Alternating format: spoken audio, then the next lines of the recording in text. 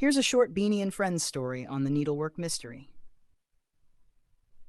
The Needlework Mystery. At Sunbeam School, the sewing teacher, Mrs. Lark, was preparing for the upcoming craft exhibition.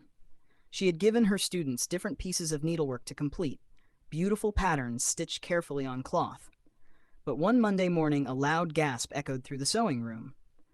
"My embroidery design is gone," cried Emily, holding up her empty cloth.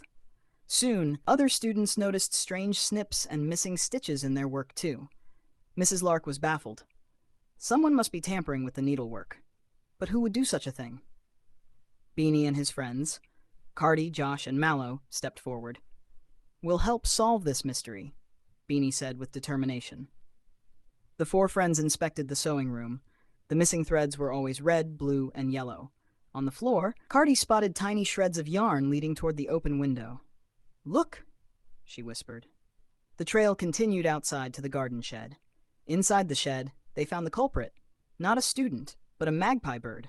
It had built a nest stuffed with colorful threads, shiny pins, and even a few needles. Josh laughed. No wonder the patterns were disappearing. The bird was collecting decorations for its nest. They carefully returned the missing pieces and gave the magpie some scraps of thread to keep it from stealing again. By the end of the week, the students' needlework was restored, and Mrs. Lark proudly displayed the finished projects at the exhibition. Beanie grinned. Another mystery stitched together and solved.